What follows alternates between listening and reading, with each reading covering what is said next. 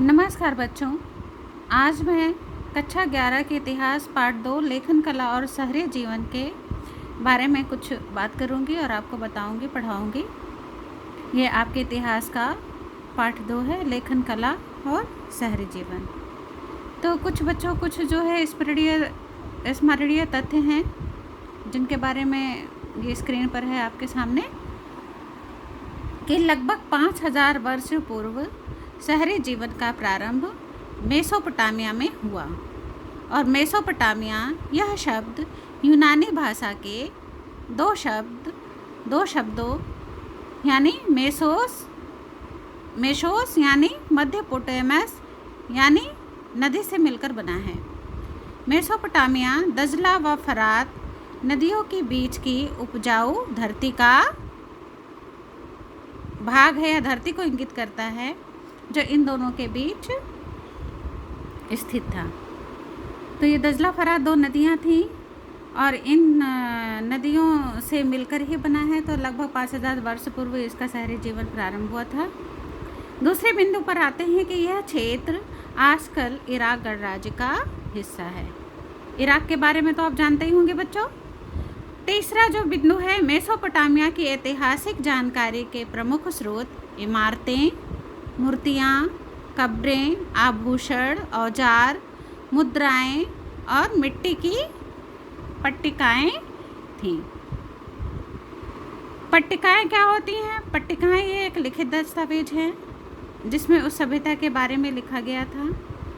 उसके बाद अगला बिंदु है कि मेसोपोटामिया की सभ्यता अपनी संपन्नता, शहरी जीवन, समृद्ध इतिहास, गणित और खगोल विद्या के लिए प्रसिद्ध था या अभी भी प्रसिद्ध है। तो इसलिए जो है सभ्यता की जो अपनी संपन्नता थी, संपन्नता का मतलब होता है वो अपने में ही साधन संपन्न थे, उनका शहरी जीवन अच्छा था और साथ ही उनके पास साहित्य भी बहुत ज़्यादा मात्रा में थे। गणित और खगोल विद्या के बारे में भी वहीं से शुरुआत हुई थी। अगला बिंदु है, मेसोपोटामिया की शहरीकृत दक्षिणी भाग को सुमेर और अक्कद कहा जाता था, जो 2000 ईसा पूर्व के पश्चात महत्वपूर्ण शहर कायम हो गया और इस भाग को बेबीलोनिया कहा जाने लगा। अगला बिंदु है कि लगभग 1100 ईसा पूर्व में असीरियाइयों ने उत्तरी भाग पर कब्जा कर लिया और फिर इस क्षेत्र को असीरिया कहा जाने लगा। तो 1100 ईसा पूर्व में असीरिया ने अपना जो है उन्होंने अपने उत्तरी भाग पर कब्जा कर लिया था और इस क्षेत्र को असीरिया कहा जाने लगा। इस प्रदेश की प्रथम ज्ञात भाषा सुमेरी थी, अर्थात सुमेरियन थी और 2400 ईसा पूर्व में अक्कदी लोगों के आगमन ने अक्कदी भाषा ने सुमेरियन भाषा का वर्चस्व समाप्त करके अपना महत्वपूर्ण स्थान कायम कर लिया। यानी अक्कदी लोगों ने क्या कर दिया? सुमेरियन भाषा का वर्चस्व समाप्त कर दिया और अपनी भाषा का वर्चस्व कायम किया। वर्चस्व का मतलब होता है अपने आप को स्थापित कर लिया, यहाँ स्थायित्व बना लिया, वह अपने को वहाँ पे उन्होंने स्थापित किया अपने आप को, अक्कदी भाषा को। यानी जो सभ्यता थी उसको ख़त्म करके उन्होंने अपनी सभ्यता के, अपनी भाषा का इस पर वर्चस्व कायम किया। इसके बाद अगला बिंदु है, इस सभ्यता में नगरों का निर्माण 3000 ईसा पूर्व प्रारंभ हो गया और उरुक, उर और मारी इसके प्रसिद्ध नगर थे। श्रम विभाजन एवं सामाजिक संगठन शहरी जीवन एवं अर्थव्यवस्था की विशेषता थी। तो उरुक, उर, मारी जो भी शहर था, तो उनकी जो श्रम विभाजन था यानी कार्यों का विभाजन, जो मेहनत करते थे उनका एक विभाजन था, उनके अलग अलग। और सामाजिक संगठन, उन्होंने एक सामाजिक संगठन के माध्यम से अपने शहरी जीवन और अर्थव्यवस्था को क्या किया? मजबूत किया। तो यह इनकी विशेषता थी। अब अगला बिंदु है, यहाँ खाद्य संसाधन तो समृद्ध थे परंतु खनिज संसाधनों का प्रभाव था जिन्हें तुर्की, ईरान अथवा खाड़ी पार देशों से मंगाया जाता था। तो खाद्य संसाधन तो समृद्ध थे, परंतु जो और भी चीज़ें थी, जो संसाधनों का प्रभाव था, उन्हें तुर्की, ईरान और जगहों से मंगाया जाता था। अब आते हैं हम लेखन कला। लेखन कला जो मेसोपोटामिया में जो पहली पट्टिकाएं पाई गई हैं, वे लगभग 3200 ईसा पूर्व की हैं और इन पर कीलाकार लिपि द्वारा लिखा जाता था। कीलाकार क्यूनिफॉर्म, यानी यह लतीनी शब्द क्यूनियस जिसका अर्थ खूंटी और फोर्मा जिसका अर्थ आकार है से बना है। और मेसोपोटामिया में बहुत कम लोग पढ़े लिखे थे। वो चिन्हों की संख्या काफ़ी पेचीदा थी तथा बहुत अधिक थी। तो जो चिन्हों के माध्यम से वो लिखते थे या पढ़ते थे या लेखन करते थे, तो सबसे पहले लेखन कला का जो विकास हुआ वो इसी की सभ्यता से हुआ और इसको कीलाकार या क्यूनिफॉर्म भी कहा जाता था। अब अगला बिंदु है 1400 ईसा पूर्व से धीरे धीरे आरामाइक भाषा का प्रवेश हुआ और यह हिब्रू भाषा से मिलती जुलती थी और 1000 ईसा पूर्व के बाद यह व्यापक रूप से बोले जाने लगी और आज भी इराक के कुछ भागों में बोली जाती है। तो आज भी ये बोली जाती है ये भाषा। इस अरामाइक भाषा का प्रवेश हुआ जो हिब्रू भाषा में मिलती थी और आज भी इराक में ये भाषा बोली जाती है। फिर अगला बिंदु है 5000 ईसा पूर्व। दक्षिण मेसोपोटामिया में बस्तियों का विकास होने लगा जिनमें से कुछ शहरों में परिवर्तित हो गए। तो पहले के समय में बस्तियां होती थी छोटी छोटी, उसके बाद वहीं पे जो है छोटे से बाजार वगैरह होते थे। धीरे धीरे उन बाज़ारों का बाजारीकरण जब धीरे धीरे विकास होने लगा बस्तियों को, तो वो शहरों में क्या हो गए, परिवर्तित हो गए।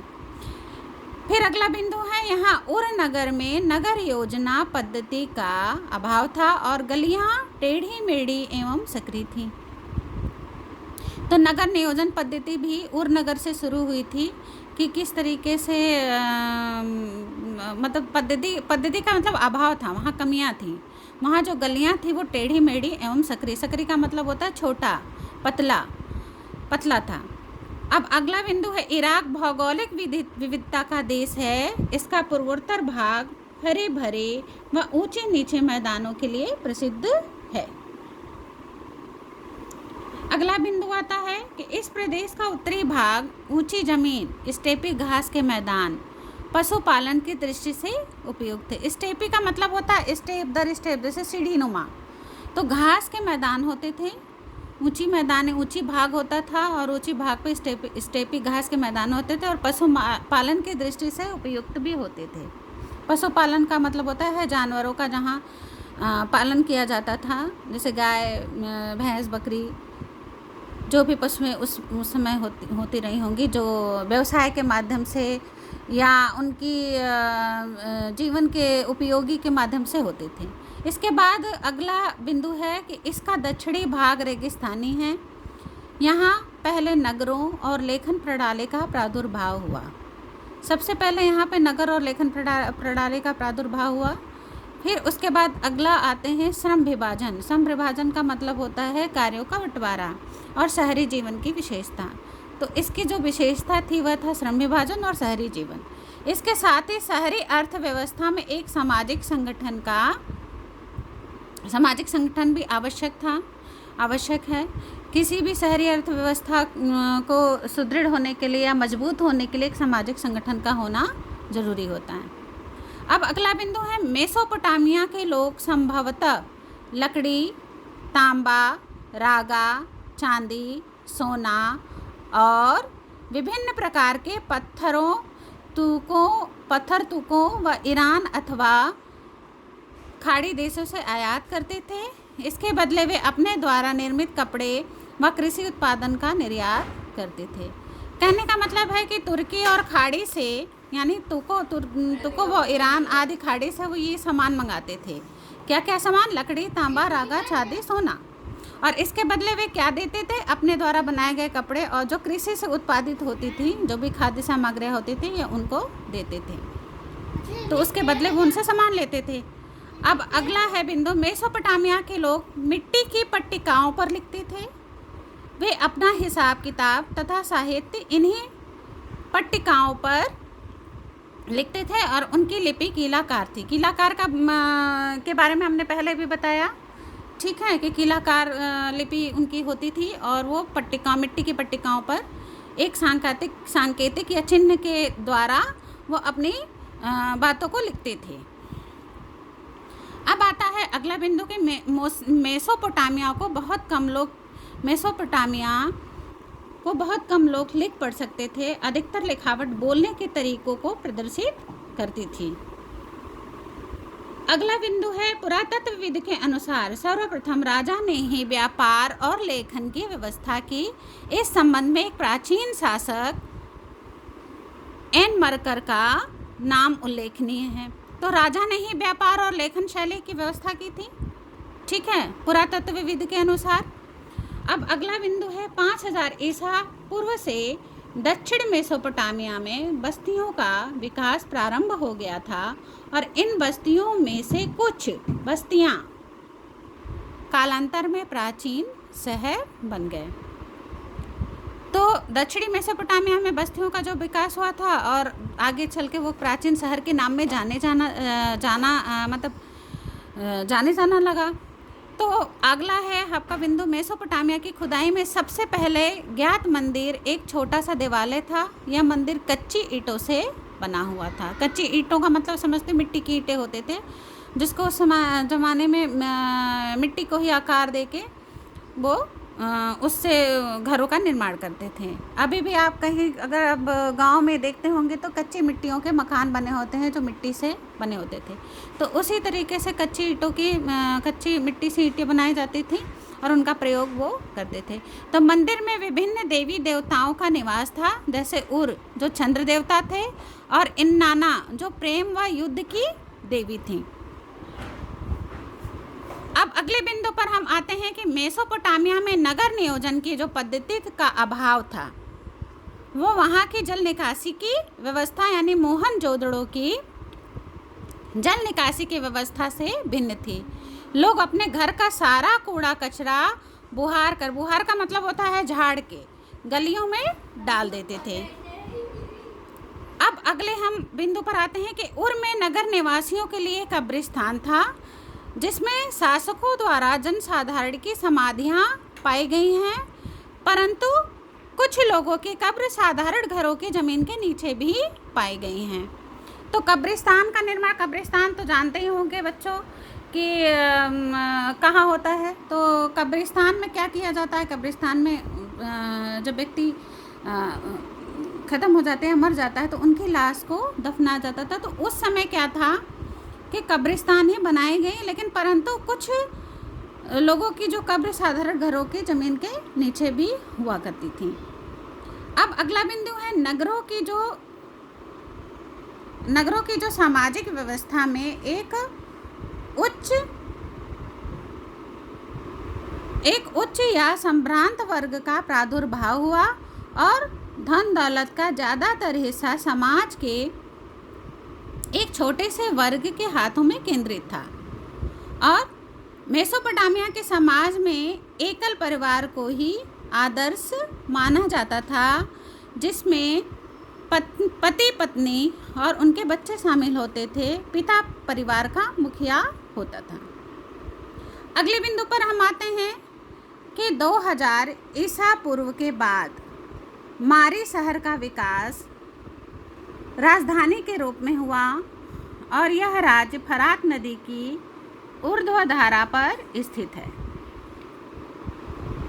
और कृषि के साथ साथ पशुपालन ही इसका प्रमुख व्यवसाय है। तो 2000 ईसा पूर्व के बाद मारी शहर का विकास राजधानी के रूप में हुआ और यह राज्य फरात नदी की ऊर्ध्वधारा पर स्थित है और कृषि के साथ साथ पशुपालन भी इसके प्रमुख व्यवसाय हैं। अब आगे चलते हैं। यायावर समुदाय। यानी कृषि से समृद्ध हुए भूमि प्रदेश में पश्चिमी मरुस्थल से आते रहते थे और ये खानाबदोश लोग अक्दी, एमोराइट, असीरियाई और आर्मीनियन जाति से संबंध रखते थे। अब अगले बिंदु पर आते हैं कि मेसोपोटामिया की काल गणना। ठीक है, अगले बिंदु पर हम आते हैं। मेसोपोटामिया लोग शहरी जीवन को महत्व भी देते थे और विभिन्न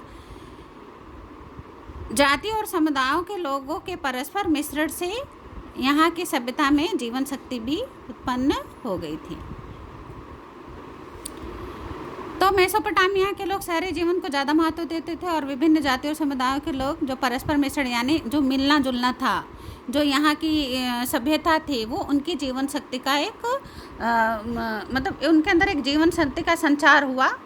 और उसके आगे हम चलते हैं। मेसोपोटामिया की जो है क्या कहते हैं, मेसोपोटामिया की जो शहरी जीवन को जो महत्व देते थे या उसकी काल गणना थी। तो मेसोपोटामिया की काल गणना और गणित की विद्वतापूर्ण परंपरा दुनिया की सबसे बड़ी देन है। ठीक है बच्चों, तो जाहिर सी बात है आपको समझ में आ रही होगी। इसके आगे जो है बिंदु दिया हुआ है कि अंत में एक पुराकालीन पुस्तकालय और आरंभिक पुरातत्ववेत्ता की मदद से मेसोपोटामिया के अतीत का मतलब जो बीत गया के प्रलेखों यानी जो लेख थे या जो भी लिपि मिली थी या जो भी चीज़ लेखन लिखे थे वो लोग लिपिबद्ध किए थे, पट्टिका जो भी मिली थी, प्रलेखों एवं परंपराओं को खोजने और सुरक्षित रखने की कोशिश भी की गई। अगला बिंदु है गिलगामेश उरुक नगर का शासक था और महान योद्धा था जिसने दूर दूर तक के प्रदेशों को अपने अधीन कर लिया था। उरुक नगर का यानी हमने पहले भी 3 नगरों के बारे में आपको बताया था, उरुक और मारी। तो गिलगामेश जो है उरुक नगर का शासक था। अब अगला बिंदु है समय का विभाजन सिकंदर के उत्तराधिकारियों द्वारा अपनाया गया और वहाँ से यह रोम तथा इस्लाम की दुनिया में तथा बाद में मध्ययुगीन यूरोप में पहुँचा। तो ये बच्चों आपको हमने जो ये बताया कि ये लेखन कला और शहरी जीवन का कैसे विकास हुआ और इसकी शुरुआत मेसोपोटामिया की सभ्यता से होगी। बच्चों अगर ये चीज़ें समझ में आई होंगी तो आप इसकी प्रतिक्रिया आप हमको दीजिएगा, नहीं समझ में आएगी तो हम दोबारा इसको पढ़ाने की कोशिश करेंगे। और आप इसका जो भी कुछ मैंने भेजा है उसको आप क्वेश्चन आंसर प्रश्न उत्तर अपनी उत्तर पुस्तिका में उतार कर मुझे व्हाट्सएप कर देंगे। इसी के साथ बच्चों ये क्लास इतिहास का यहीं समाप्त होता है। नमस्कार, धन्यवाद, जय हिंद।